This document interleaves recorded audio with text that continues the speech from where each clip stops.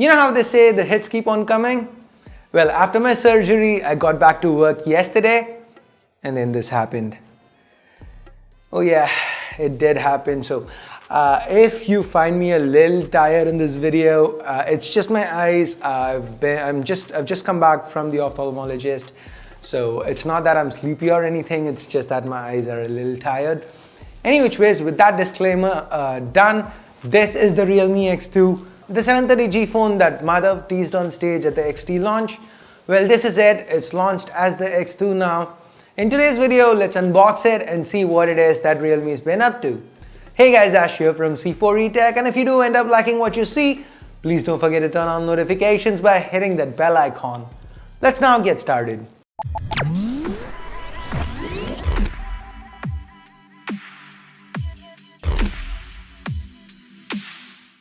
The Realme X2's box is pretty similar to what we saw with the Realme X2 Pro.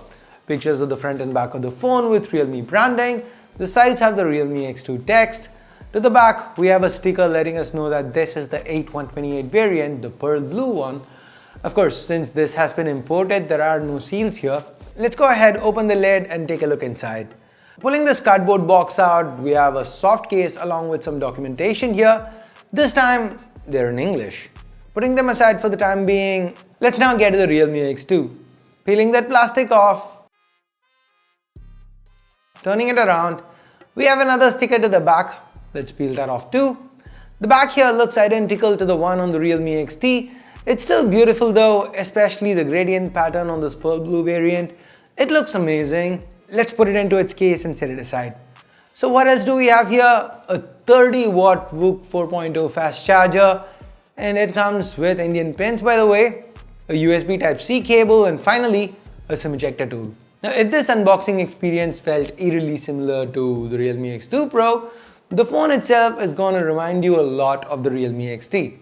From a looks perspective, it's identical to the XT. We have a Corning Gorilla Glass 5 covered glass sandwich design that's held together by a plastic frame. The button placements, the camera bump, heck, even the screen up front, it's the same, kind of what we've seen with the XT. So I'm not really gonna spend a lot of time on these aspects. If you wanna know more, you can check out my detailed unboxing of the Realme XT. Here's a card to that video, but in short, it's a 6.4-inch Super AMOLED panel. It's 8.6 millimeters thick. It weighs in at about 180 grams. Now in this video, what I'm gonna be focusing on are the differences between these two phones. First and foremost, the major one here, it's got to be the specs, the chip inside. That Snapdragon 730G processor, it's a pretty big leap in power from the Snapdragon 712 that we had on the XT. And that's evident from the benchmark scores. Now, coming to real life day-to-day usage, the 730G keeps everything from scrolling around to opening up apps fast and snappy. We also have 8 gigs of RAM to go along with 128 gigs of storage on this unit. But unlike the X2 Pro, even with the higher storage variants, we do not get UFS 3.0 storage. Now the biggest performance gain here is that Snapdragon 730G and the power it brings with it. It can handle most games including PUBG at high settings, and we tried out a couple of intensive titles. Everything seemed to work fine. The regular ColorOS features like Game Space and Game Assistant, they make a return too. Overall, I really like the gaming experience here. The second major change is in the battery department. The size is still the same at 4000 mAh, but the X2 comes with a 30-watt VOOC 4.0 charger in the box compared to the 20-watt VOOC 3.0 charger that the XT came with. Now this is a pretty significant difference. Realme claims the X2 can go from 0 to 67% in just half an hour. Impressive, right? The third major change is with the optics. Yes, the quad camera array to the back has remained the same from the Realme XT as far as the sensors go, but we have a lot of new features baked in. For instance, we can now take wide-angle videos. The resolution is capped at 1080p, but the resulting footage looks quite nice. Crisp detail, good dynamic range. Realme has also included a bokeh mode for videos here. It's something that requires quite a bit of CPU and GPU horsepower, so I don't think this is a feature that would be making its way over to the XT. We tried it out both with the front as well as the back camera. The edge detection isn't that good. You can see artifacts as the camera rapidly tries to adjust the background blur along Harris's face. It's not great even on flagship level devices from Huawei and others. But then again, I'm glad to see Realme bring this to the mid-range. Another feature that we saw in the Realme X2 Pro, the ultra steady mode, that has found its way over to the Realme X2 too. The video, it's very stable, doesn't even feel like it was shot handheld while walking. But the sharpness, it does take a hit here. The details do look a bit smudged up, but that is something we've come to expect from this kind of stabilization. Now moving on to the photos, we have a new dedicated night mode here, and the pictures, they look promising. The new Nightscape, it comes with improved algorithms, and combined with that 64 megapixel Samsung ISOCELL bright GW1 sensor, the X2's managed to take some really bright and detailed shots, even in really low light conditions. Of course, daylight shots with the primary sensor, they're great, but then that's something we already know from our experience with the Realme XT. The real change here is with the selfie camera. We have a 32 megapixel snapper here instead of 16 megapixels that we had on the Realme XT. Side by side, we can easily spot the difference in detail levels. Just look at Harris's beard, for example, and yes, that is a real beard. He did not Photoshop it or anything. He can grow a beard, just saying.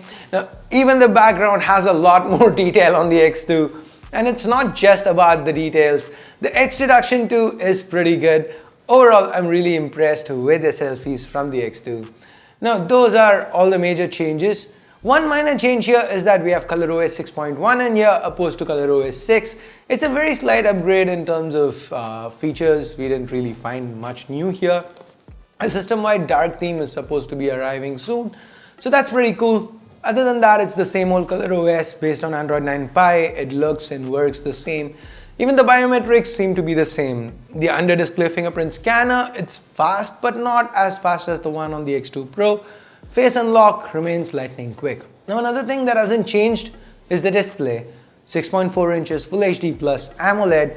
The Realme XT already had one of the best displays in this price range, so I'm not complaining. We also have Widevine L1 support along with HDR10, which means binge watching movies on this phone, it's gonna be a treat.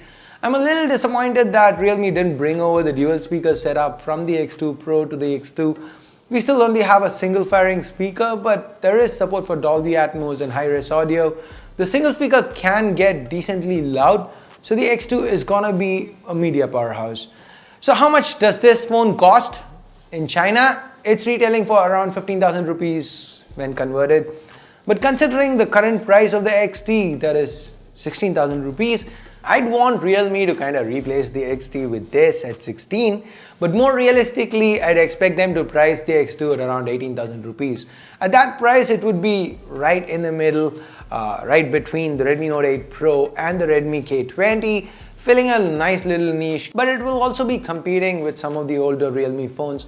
So expect some price cuts and aggressive pricing once the X2 finally launches in India. So that about wraps up my thoughts on the Realme X2. Now, I want to know what you guys think. Are you excited for this phone? What price do you think Realme should launch this in India? Would they replace the XT with this? Let me know what you think in the comments below. And with that, we get to the end of this video. Thumbs up, thumbs down based on whatever you felt about it. Subscribe, turn on notifications by hitting that bell icon if you haven't yet. Thanks a lot for watching. Till next time, my name's Ash. You've been watching C4 Retech, and I'm signing off for now. You guys have a great day. Bye-bye.